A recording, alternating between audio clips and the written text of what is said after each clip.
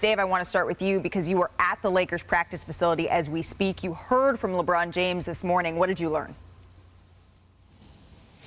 Malika, LeBron kept things pretty close to the chest today. I mean, some days you can tell he wants to talk, others, like today, pretty tight-lipped. But the one thing that caught my eye was his smile when asked about Darvin Ham, saying that he's sticking with the same starting five that we saw prior to the break in that win against the Pelicans. The Lakers have played 59 games so far this season. They've had 30 different starting lineups, the most in the league. And LeBron said this is something he's talked about time and time again in post-game press conference scenarios, how they've shuffled through different starting lineups, different closing lineups. He feels like this is a good starting point for this final stretch. Again, not just the most 23 important games of the season. LeBron said over the weekend, the 23 most important games of his regular season career. He put himself out there. Darvin Ham put the team out there saying they want to get the 6th seed or higher. I asked LeBron about that goal. He said, hey, it's good to set goals and have something to strive for. And then on the other side, the Warriors, it hasn't exactly been an easy season for them. Kendra, and Steph Curry's still out since he has been since early February with that foot injury. When might we see him back for Golden State? Well, Malika, the Warriors say he's making good progress. He actually started individual on-court work just a couple days ago, but he's going to get reevaluated in 1 week, which means he's going to miss the next 4 games at least. That's tonight against the Lakers and back home against Houston, against the Timberwolves, against Portland.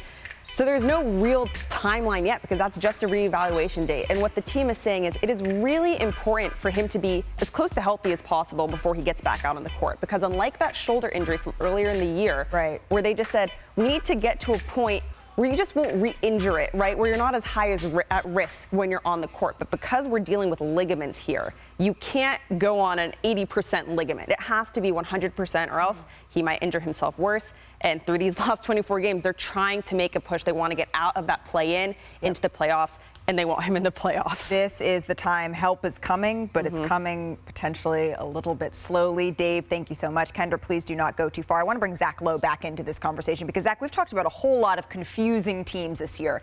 I got to put the Warriors up there as a team that we've said over and over, all right, now's the time they're going to get right. All right, here come the Warriors. And time again, it's been like, what is going on? What do you make of all of that? Yeah, in my 12 or 13 years of covering the NBA, I think this Warriors team is the single most baffling team that I can remember. All the numbers, or most of them, say this is a good team. Their starting lineup is one of the best 5-man lineups in the NBA. Their core bench groups, the guys that they've settled on as their key reserves, even without Curry on the floor, they have good scoring margins. You should be a good team. You should be a winning team. And yet, they're not a winning team. They're 500. They can't beat anybody on the road. It seems like they can't put together 2 consecutive good quarters, let alone 2 consecutive good games.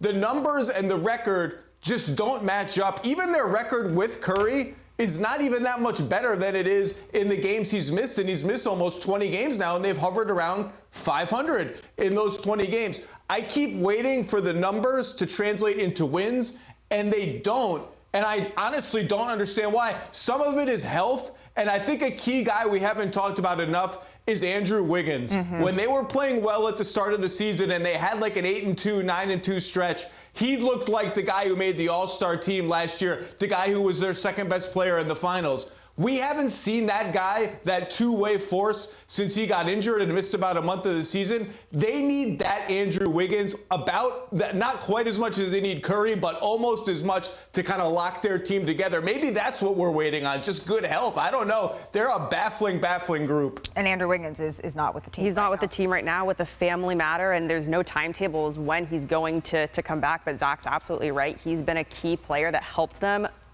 get to the finals and win a title last year, and he hasn't been the same version of himself. Oh, and that's what LeBron James was saying is good about the Lakers right now. He feels like, okay, we're fully healthy. Let's see what we got. We haven't gotten to that point with the Golden State Warriors yet. Kendra, thank you so much. I will be stealing that dress from you. Thank you for watching ESPN on YouTube. For live streaming sports and premium content, subscribe to ESPN+.